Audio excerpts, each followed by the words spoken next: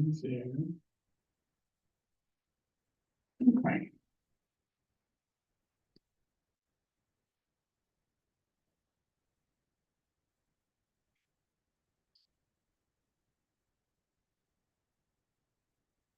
Okay, if I remember correctly, last Thursday we were talking about obedience and compliance to authority and those types of things. I'm trying to find my words. Um, and I do want to emphasize an important point that for the most part, obedience, compliance, and these types of things are good things in a society. It's what keeps us civil with each other. It's what keeps us, not going all chaotic on the roads and keeps us in lines when we need to be in lines and those kinds of things. So for a general part, it's an adaptive thing. What we're focusing on in this section is when compliance and obedience to authority can go wrong. And it can make everyday average people do unspeakable things. Okay. So while there is an important place for these issues within our social culture and society, there are times where people can take advantage of these things and can end up harming or hurting another individual because of them. Okay. And where we ended up is a real life example on Thursday is what was called the strip search scam. And as I mentioned, this guy talked to some fast food individuals to basically sexually assaulting another crew member just by leading them there and using the situation and the social influence in order to bring about those types of behaviors. Okay. And we're just going to review just a couple more examples. For example, can we create Nazi in the United States, a Nazi regime? Okay. And this was interesting. There was a professor who simply asked his students, do you think Nazis, the Nazi regime, could evolve and exist here in the United States, to his class? And his class said, absolutely not, that's impossible in a free society where we have freedom of choice and those types of things. Absolutely, Nazis couldn't exist here in the United States. So the professor, the teacher, she was a high school teacher, decided to, well, let's do an experiment. And so in his next class, he told the students, he goes, I have to be honest with you guys. You weren't just assigned to this class in the beginning of the semester. You were specifically selected for this class because what we have found with all of you is that you have this superior intelligence that you measured really, really high on these measures of intelligence, and you're very special and unique. And so you were selected for this class for this reason. Okay. And then let it play out and see where the students went with it.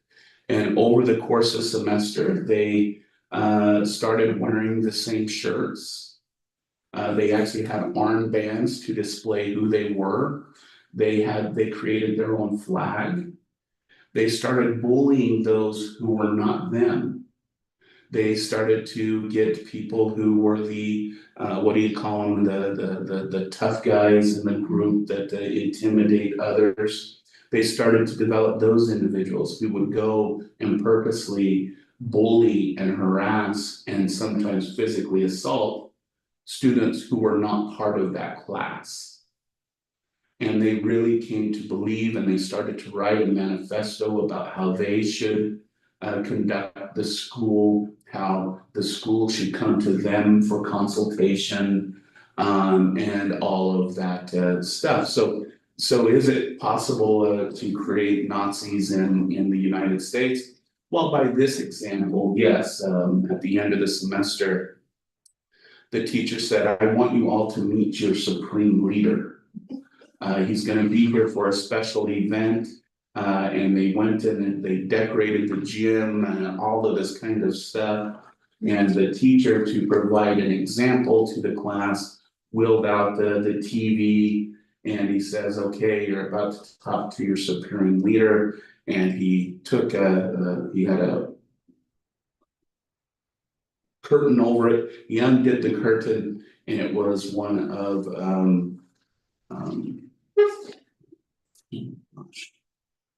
Nazi leader. Hitler. Oh my gosh, I'm really having issues here. And it was Adolf Hitler giving one of his famous speeches to the German people, and the teacher said, this is your leader. This is who you are being like. Now, while that is a good experiment and a good lesson for students, that teacher was actually fired because some parents were not happy that one, their child was lied to, and there was other parents who weren't appreciative of their children being bullied and beat up. So he was fired, but it's an example of how just social influence and setting and trying to make someone feel that they're unique and special and part of the membership of a group that is unique and special. Other experiments have been done in the classes where a teacher will come into the class and they'll say something simple like, so research has shown that blue-eyed children are more intelligent and smarter than the brown-eyed children in the room. And what happens? Well, the blue-eyed children start bullying the brown-eyed children. And in this experiment, the teacher kind of let it go, the harassment go for a week or two, and then the teacher would come in and say, oh, you know what? The research was wrong. The brown-eyed children actually are more intelligent and smarter than the blue-eyed children. Now, you would assume that brown-eyed children, once being the victims of abuse by a superior group, would be more empathetic, right? Absolutely not. They just changed roles. The people who felt like they had the power took control of the individuals who then were in the powerless realm. Okay. I always liken this to the roles that we play in life and how we conform to them anyways. We talked about, for example, in our society, how women are paid less than men for the equal amount of work that require the same amount of education. And we assume that, it's because men are worth more. But just an interesting thing, and this is actually something that I experienced working in the domestic violence field, where most of the providers and the leaders and everything are female, not male. Is that in a career field that is dominated by female leaders, men are actually paid less for the equal amount of work and that require the same job description. And indeed, I was actually paid about 30% less than the females that I worked with, that we did the same exact job. So it's all about who has power. Okay. And while there are more men with power, so the problem is more prevalent among women, when we shift the power dynamic, it doesn't make life better for each other. It just changes the dynamic of the power that is being used at that time. Okay. So, and this was the point of a famous study called the Stanford Prison Studies. Okay. And so everyone knows, I think I posted it as an announcement to the psychologist in charge of it was Philip Zimbardo, who recently just passed away this just in October. A great loss, but he was in his 90s, so he was up there. I actually have a autographed card of his at my home. It just required one of my students sitting on his lap, though. which tells you something about how he aged well. So, but anyways, this research was conducted by Philip Zimbardo, and he wanted to know, his basic question was, or what became the question was, what happens when there's a power differential between people?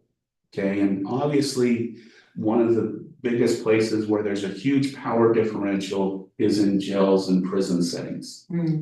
Where, because pretty much the officers have all the power and the inmates have to then obey to that power. So it's a situation where there's a definite power difference, okay? And I think so what he did in this study is he did hundreds of interviews and psychological measures, and he found a group of healthy, well-adjusted young men who were college students, and he was going to pay them to come in to a simulation of a prison setting. Okay, now how we selected the prisoners and the guards is with a flip of a coin. So you had a 50% chance of becoming a guard or a prisoner. And then, of course, they put them in the situation. They de-individualized the prisoners, and they put the guards in measures of authority. Okay, so the glasses and a bully stick and a kind of paramilitary outfit. The prisoners were de-individuated, so they were given numbers. They weren't allowed to use a name anymore.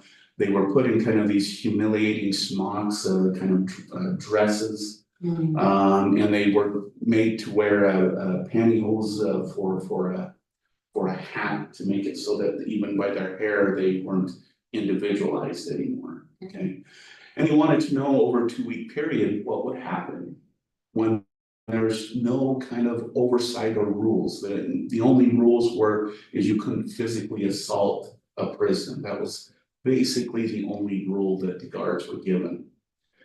The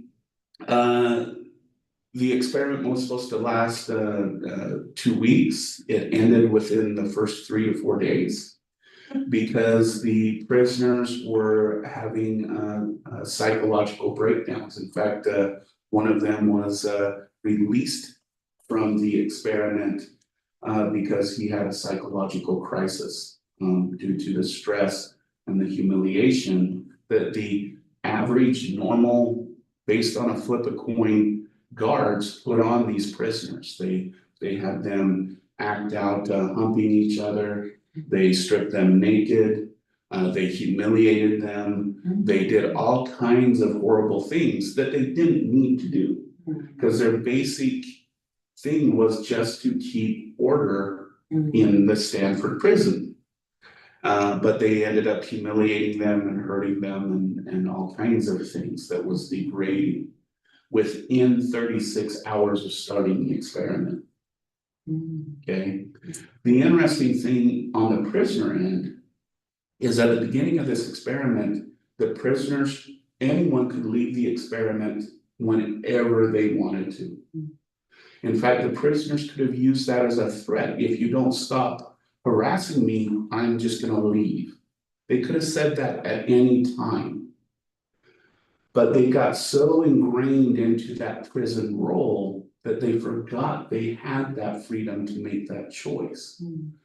In fact, some of them wanted their families to start calling an attorney to appeal the crime that they didn't even commit.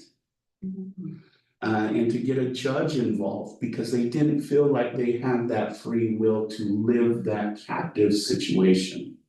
Okay, so in some ways, this is just bringing out that natural dominance when there's a power difference, that dominance, but it also goes a long way to show why sometimes victims don't see that they could leave an abusive relationship.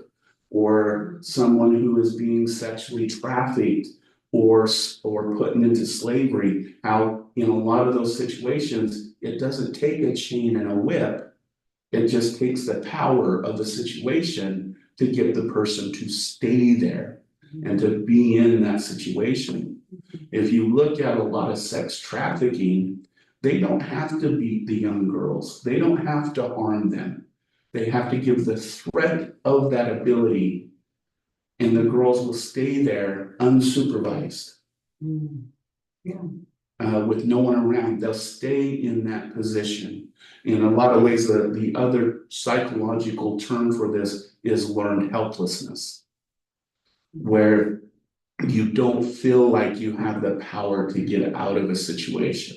Okay, so that's another thing that this type of research brought out. Okay,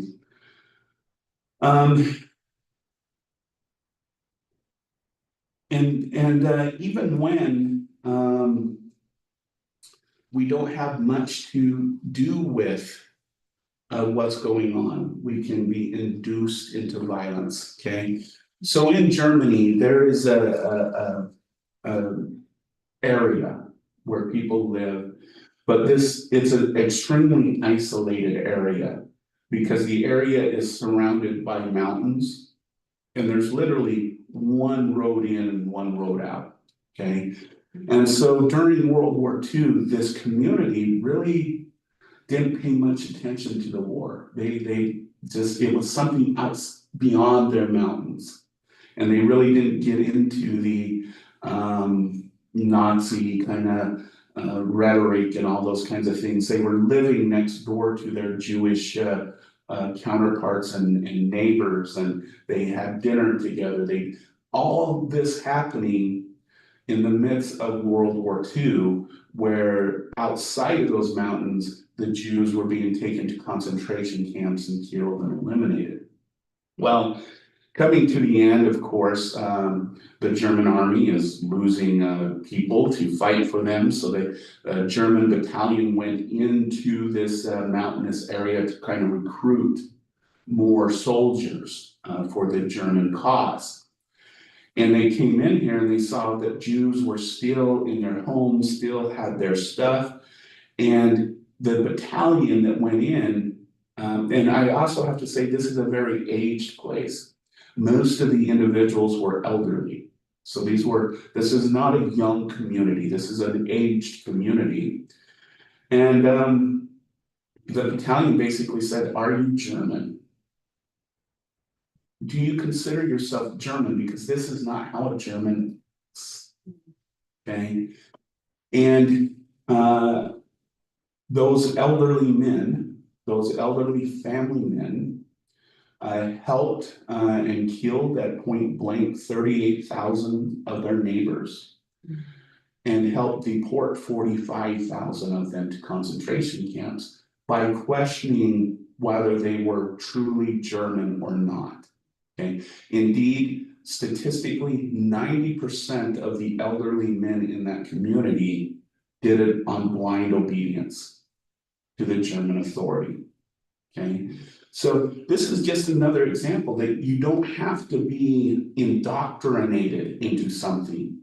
But if your identity is strong enough with that authority figure, yes, I'm a proud German, for example, you're susceptible just to do something this atrocious just by obedience to being German, as an example. Okay.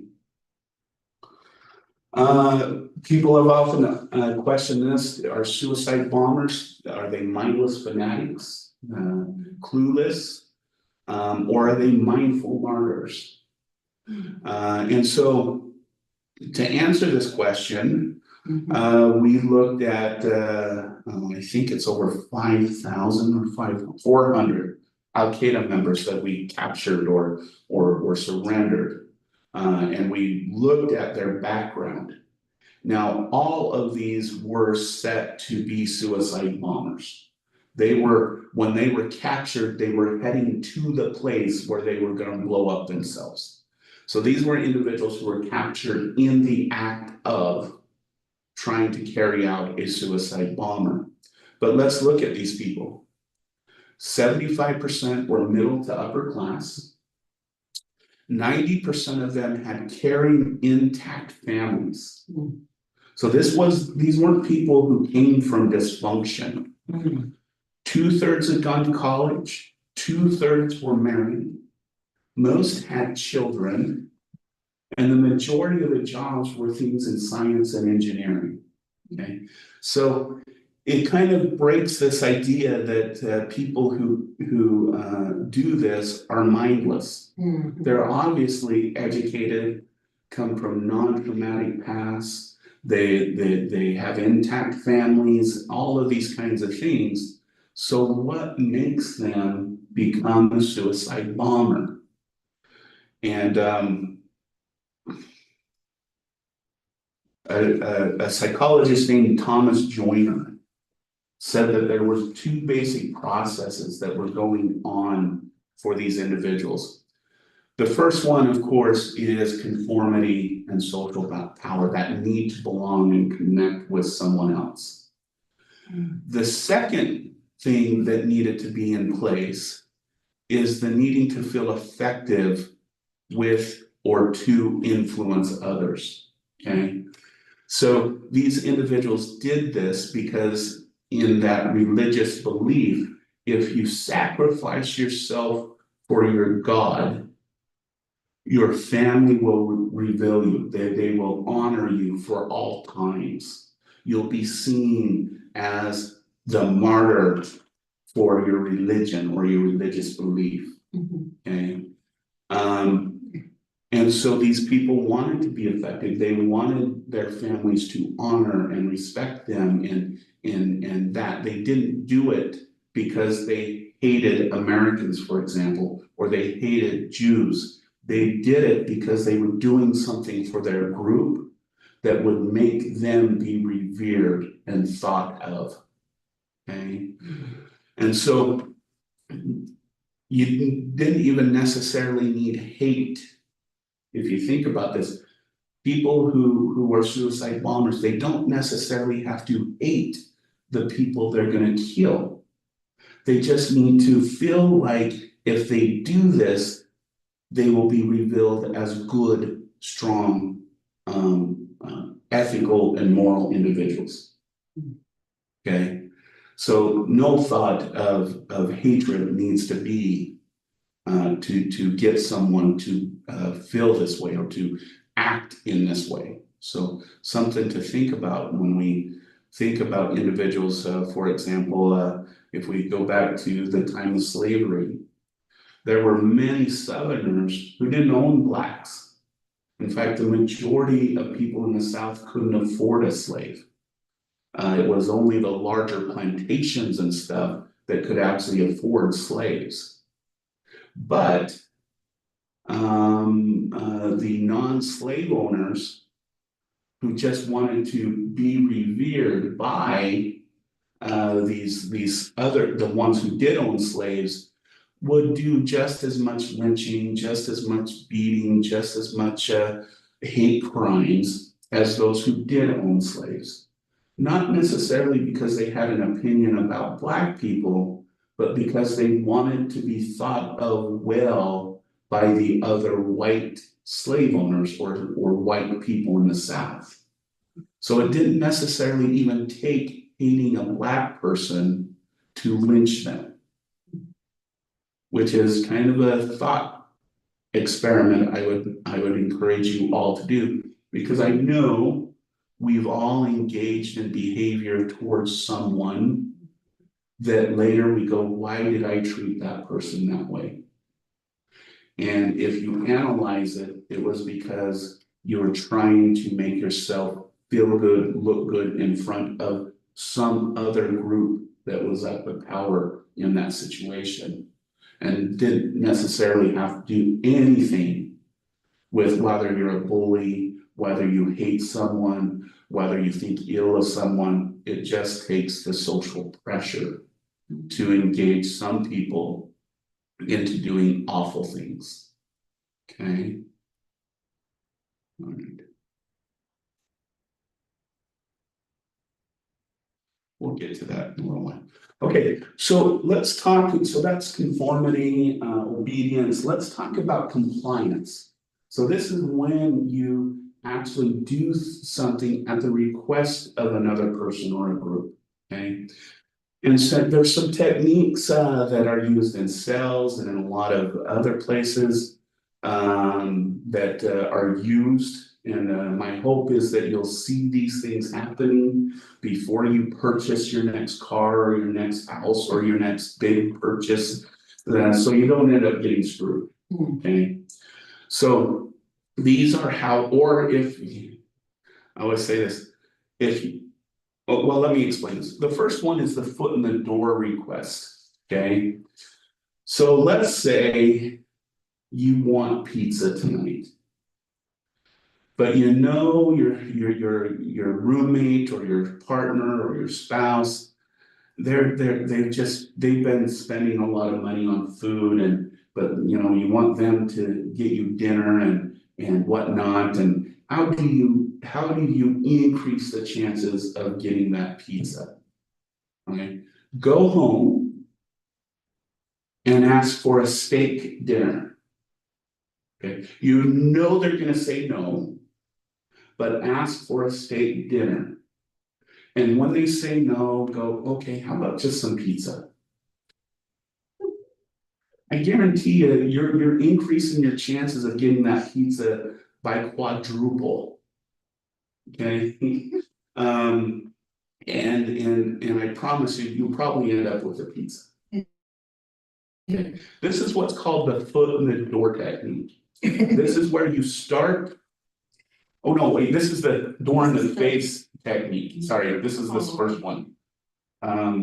This is where you start with a large request that's unreasonable, a steak dinner, that you know is going to be turned down, and then then you make a smaller request. Okay, I actually had the door in my face this weekend on Saturday. Me and my wife bought a new house, and part of the house is we got a year of ADT, the security fee, the monitoring fee. What wasn't free was the equipment, okay? And so the person comes in and they do this survey in this house, in our house, and lists all of these things, and he was even honest up front. He says, you're gonna say no to this. But based on Arizona law and everything else, I have to give you this first. This is the full protection plan. And even as a psychologist, I go, I think he's gonna do the door in the face thing to us. But even as a psychologist, he gave us that big quote, it was like $5,000. And I'm like, absolutely not. And then he goes, okay, let me put down what I think you need. All right. And so he did that, and it went from $4,000 to $1,000. Guess what me and my wife did? I now am $1,000 poorer. Even as a psychologist, I fell for the door in the face technique, which has made me mad sense, because I went and I online, and the same equipment would have cost like $200. And so yes, you can get I'm not gonna say it's screwed. Yeah, I am gonna say it by these techniques. Okay. All right, the foot in the door technique is compliance to a large request is gained by preceding it with a very small request. Okay.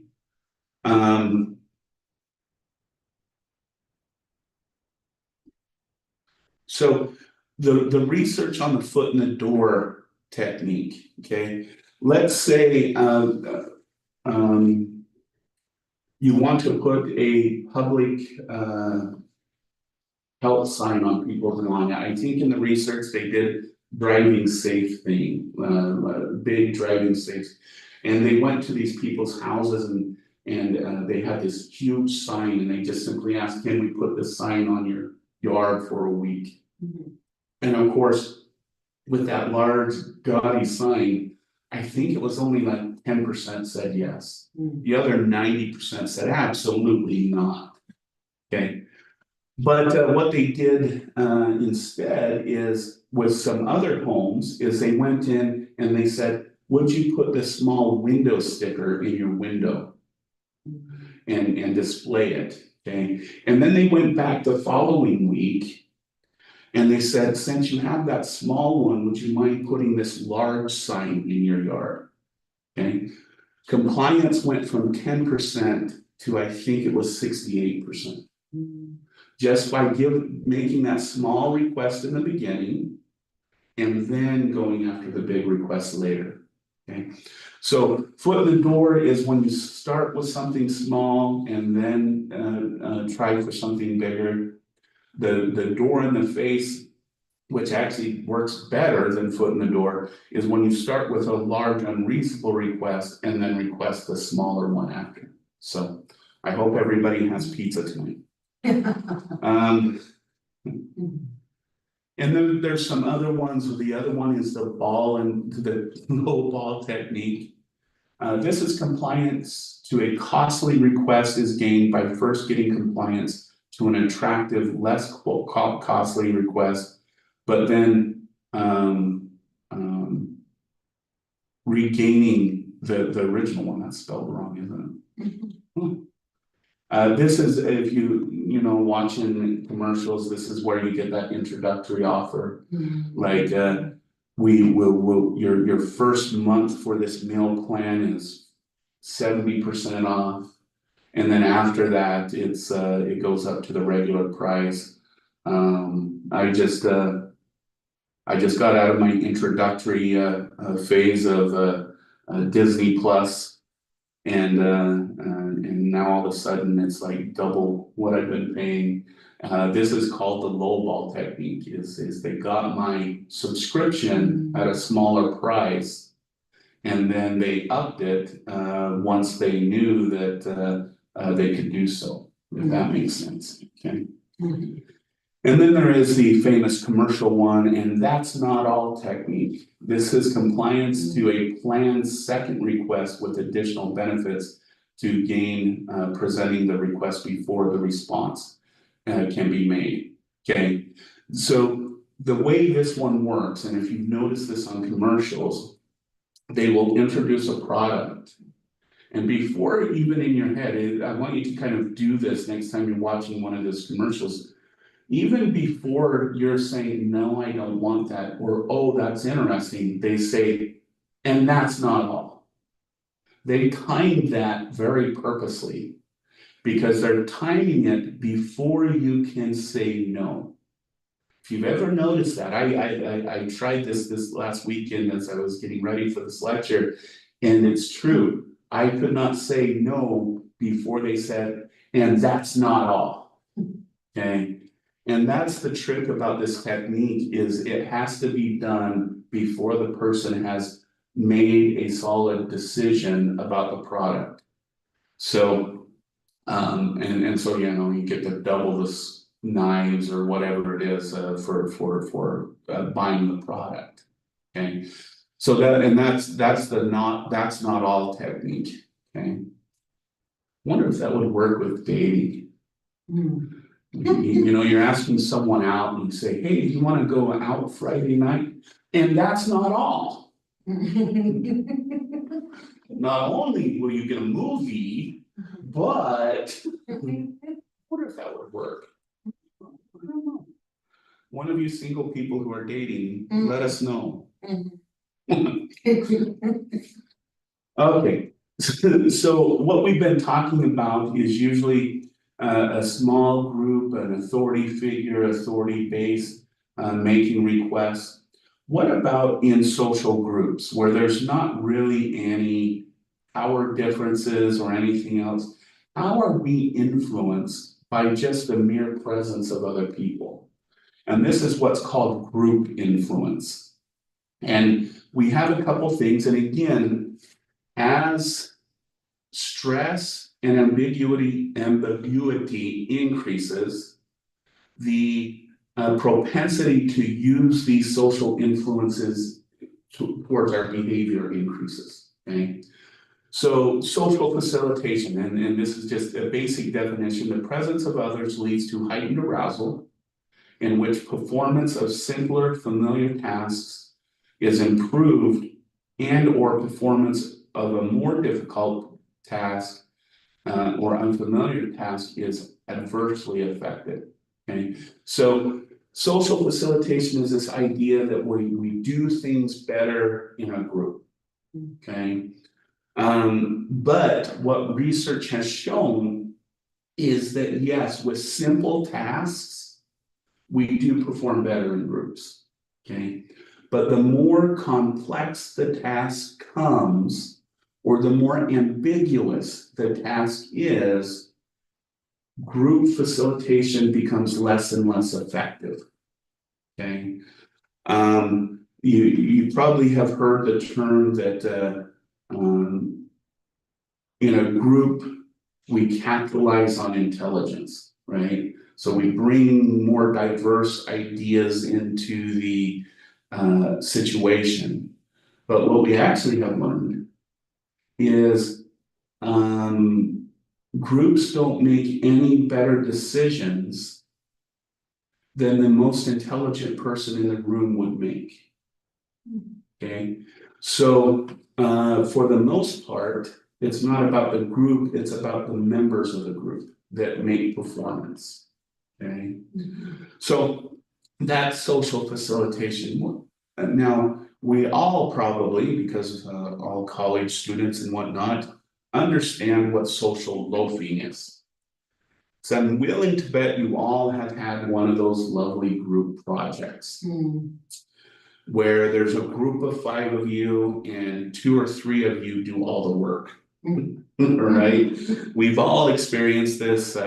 Some of us have been the loafers, some of us have been the people who get it done, but we've all experienced this. And social loafing is a tendency to exert less effort when working in a group towards a common goal than when individually working towards that same goal. Okay. And social loafing tends to occur more when the task becomes more and more complex and more time consuming. So the more time it takes, the more complex it is, the more likely people will socially loaf. And that's why if you notice over time, group projects become this almost one class event where you're divided into groups for just a class. Because we have found that for the most part, if we do a semester-long group project or something like that, usually one person will turn something in. But the other 4 usually kind of, yeah, I contributed. Okay, so those are kind of the rules of social loafing. Diffusion of responsibility. This is the lessening of a sense of individual responsibility for a task when responsibility is shared among members of a group. Okay, so this is the idea again. You come across and you're in a large group and you see someone having a heart attack or they're not breathing. This is the idea that you feel that there's someone else in this group that would be better to respond to that individual than you.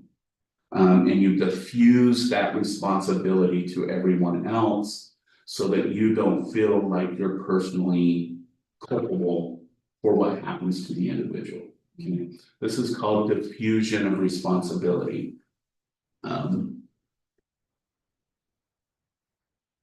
I think our government knows this very well.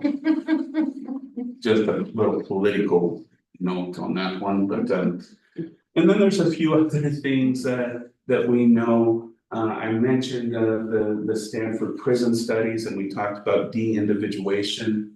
And this is where when we have a loss of self-awareness and self-restraint in a group situation, that fosters arousal and anonymity. Okay, there was an interesting anthropological study that was done in tribes, I believe, in Africa and parts of Asia, where some of the tribes went to war wearing a mask or a uniform or something that took away their individual self. And then there were some tribes who didn't wear masks, didn't, they went to themselves. And the question the anthropologist wanted to ask is who kills, maims, tortures more? People, individuals who were not individuated, or the people wearing the masks, the individuals that were de-individuated, their individualism was taken away. And what he found is that if you don't wear a mask or something to go to war, only 1 in 10 kills, maims, and tortures. When you wear a mask, where you de-individuate, 11 out of 12 will kill, maim, and torture. Okay, and this is the power of de-individuation.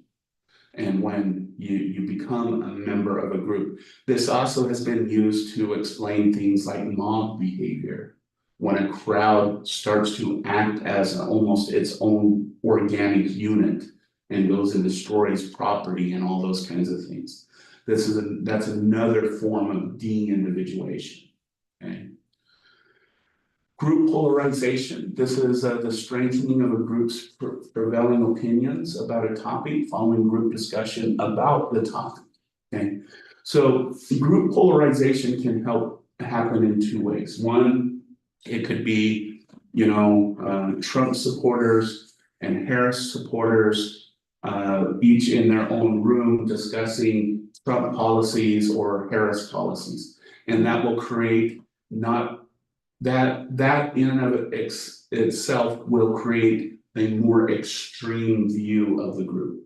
Okay, just by having people who are like-minded in the same room discussing the same topic.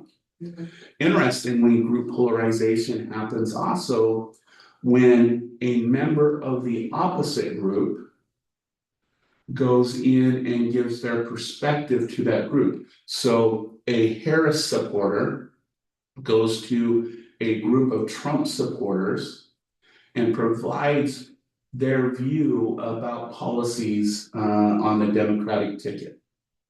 That actually will make Trump supporters more, what is the term they use? MAGA, more MAGA.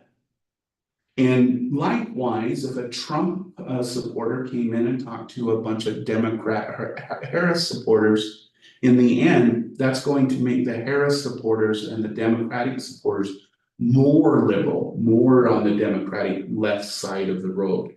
Okay, which I think is fascinating, given how much these campaigns invest in commercials. Because if you think about it, they're not changing someone's mind with those ads. They're making their view that they already have more extreme. So you're not going to watch a Trump commercial if you're a Harris supporter and come out as a Trump supporter. No, what you're more likely to do is take on even a more extreme Democratic Harris view. And the same with Trump supporters. They'll watch a Harris campaign ad and they will become more extreme on the Trump Republican side of things. So I always think that's interesting that they don't use this psychology when they're trying to influence people's vote, because they're just making their votes more extreme. Yeah. But anyways, it happens. All right. And then, of course, the last thing that we should, well, I don't know if this is the last one. Yeah. Is the bystander effect. And we'll end with this today. Let's get back. So the bystander effect actually came out of an event, I believe it was in the 60s or 70s, of Genevieve in New York City. Okay, what happened in this situation is a woman was brutally raped over and over. She was raped. The perp would leave for a while, come back and rape her again. And she was brutally murdered. And it was done in the middle of the day, in the middle of a street in New York City, where there were lots of people watching. Um, police interviewed over 46 residents in that area. Not one of them called the cops. Not a single person called the police and said, hey, there's a woman being brutally raped right in front of our house. And that kind of shocked the nation at the time. They're like, well, maybe it's just those New Yorkers, you know, they're rude and blah, blah, blah, or, you know, there's something wrong with the state of our country or the state of New York City or something like this. And then they just said, we've just become very out of touch with our humanity. And that was the first line of thought. But a group of psychologists decided, you know what, we really should investigate this because just like you know, creating Nazis and Milgram studies and Stanford prison studies, there has to be social influence that's going on right here. So they set up a series of experiments where people would engage in helping behaviors. But they're gonna put them in more social settings, okay? So, and the basic paradigm is, maybe, so in some experiments, they have a person leave into another room. You were doing an activity in this other room, and then let's say smoke starts coming out of that room that person just went into. In other experiments, the Confederate would feign a seizure of some type in front of the person. Okay, and they wanted to know what would influence that individual to help or engage in helping. And what they found is if there were less than 3 people in the room, the person tended to engage in helping behavior.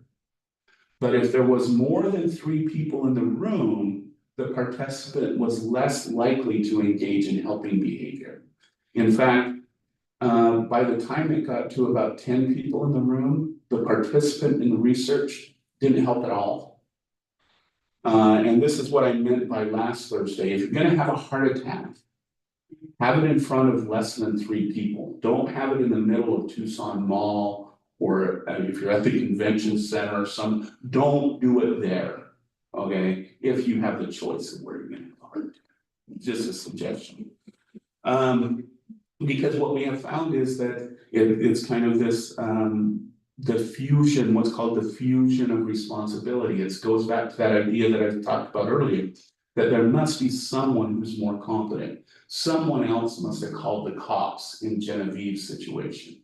Someone else will take care of it because there's definitely someone more competent than me, okay? And as group size increases, that increases. Interestingly, other research, this just to kind of think about the things is the situation does have large determinants on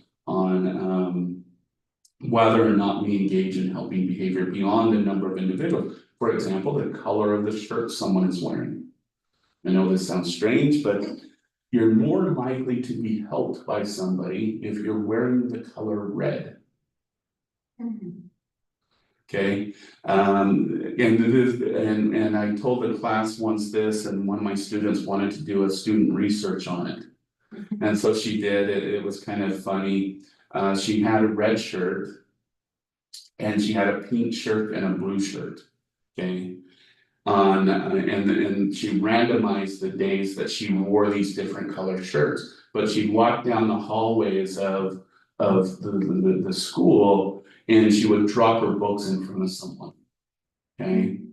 And she found that she was 50% more likely to get help on the day she wore a red shirt versus the day she wore a pink or a blue shirt. So even the things like color and those things tell us something about whether we're going to engage in the helping or not engage in helping behaviors. So again, so if you're going to have a heart attack, less than 3 people wear a red shirt. All right. Okay. So So again, these are all considered bystander effects, and I will say, the last violence prevention program I created was at Arizona Western College. And instead of using the traditional dating violence, you know, you have the offender, you have the victim, this is offending behavior, this is the victim behavior, this is da da da da. We did what's called bystander intervention training. That when you see something that doesn't feel right, don't do the natural tendency to leave it to someone else. Be involved, okay? And yes, we use statistics like for every one male offender, there's 20 non-male offenders. So where are those 20 guys? You know, we use stuff like that. But basically, it was giving the skill to resist being a bystander. That program, I was given that power because the program was under federal probation. It was a federal grant, and they didn't do any of the programming part of it, and it wasn't really effective. But after training to resist bystanding, the number of reports of relationship violence quadrupled within just one semester. Because people started to recognize and then feel like they have the power to intervene or do something about it.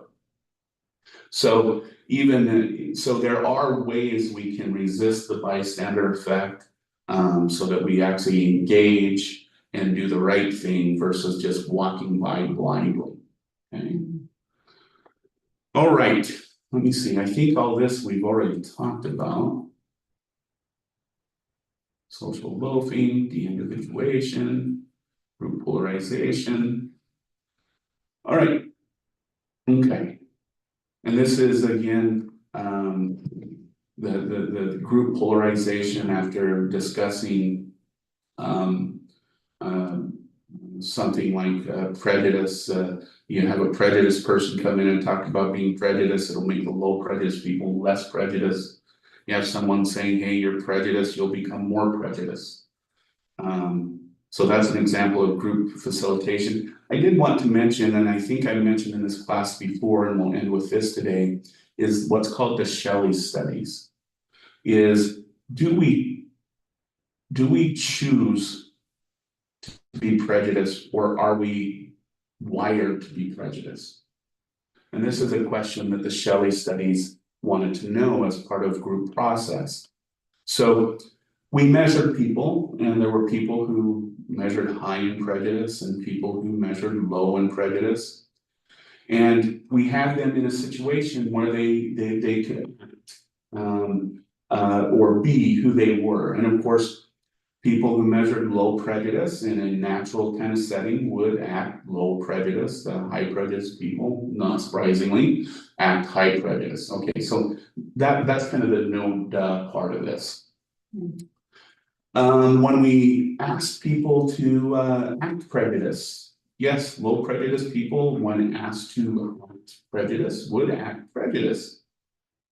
When asked not to act prejudice, high prejudice people can act not prejudice.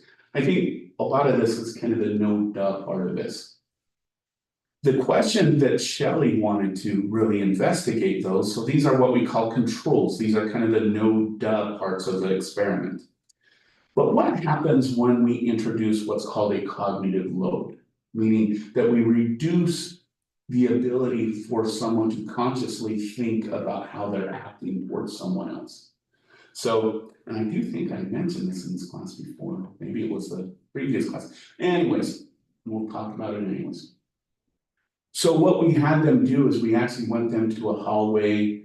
They had to pick something up and come back to the experimental room, but they had to do it by counting from like 100 to zeros and like 5 3s and 8s. So they'd have to go 95, 92, 84, and so on. So they demanded a cognitive, what we call a cognitive load, okay? On their way back, we had what's called a prejudice target. So let's say we had a white participant walk down and walk back. So we had a black person come and drop some files in front of them. So here's a situation that demands helping behavior, right? And we wanted to know, well, how would people act? Well, when there is no cognitive load, okay? When there is no cognitive load, people acted according to how they measured, okay? Whoops, let me hold on. No, I want to go back. Okay, people would act how they were, but what happens when we have a cognitive load? Okay, is we find that both low prejudice and high prejudice people both acted prejudice. They would say derogatory things, they'd roll their eyes, they wouldn't engage in helping, they would kick the papers out of their way, they would do all of those prejudice things that when they didn't have the ability to think about their own behavior, okay? And the Shelley studies were meant to show that not being prejudiced based on groups is a choice that we have to make. We have to choose these things. They don't come naturally. The person who says they don't see colors is usually the person that sees color, because they have to admit they can't see the color that they're seeing, but they're not seeing. I can follow that chain of thought and rationale when you, the statement doesn't even make logic, it doesn't meet the qualifications for logic in the first place. So this was the point of the Shelley studies, is that we really have to make the choice and make the decision that we're not going to treat someone based on their group membership. Okay, and that was kind of the point of the Shelley studies. There was another kind of experiment. There was also a research, and I promise we'll end with this one. Okay. Called the Good Samaritan experiment. Okay, what psychologists did is they went to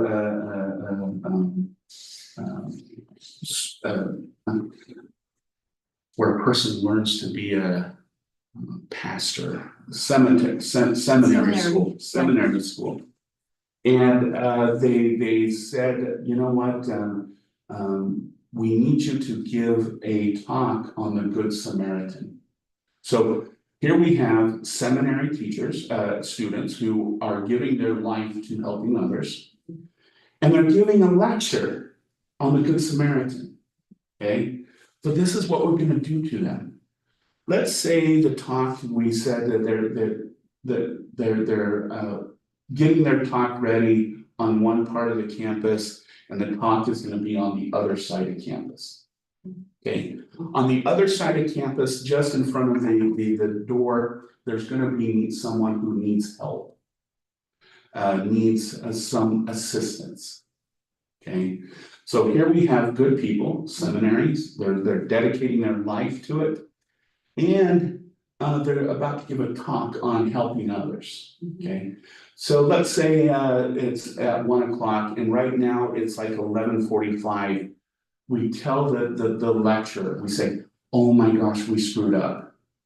It's not at 1, it's at noon. Can you go real quick and go, we're in a time crunch now. Go, go, go, go, go. Okay.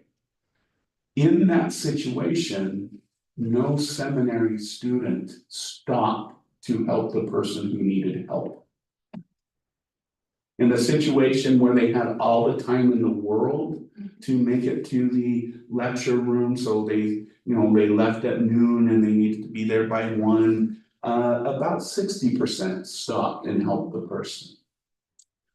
But when the person felt time crunch, when we feel busy, this is the point of this research, when we feel pressure, we're less likely to, 1, notice someone needs help, and less likely to engage in helping itself. Okay, and that's the other point going on with all of these things about helping behaviors. So there's some things that we need to know. On the joking side, we need to wear red if we want help. And we need to be injured or something in the presence of less than 3 people. Okay? Yeah. To help, we have to be able to think about it, especially if it's a member of another group. Okay? The other thing we need to do is breathe and don't feel like you're constantly busy and needing to get something done, because if someone needs help, that's what's important in that moment. Not giving that speech in 5 minutes, not being able to get to the soccer field quickly or get the job done quickly. In a moment when someone needs help, they need help. Okay, and so those are some things to consider when you need to engage in helping. Is making sure you have the freedom of thought, you're thinking about your world, you're not feeling stressed or anxious, and you don't feel like you're pressured to get where you need to be all the time. So those are some ways to increase your chances of being helpful when you need to be helpful. With that being said, let me stop the recording.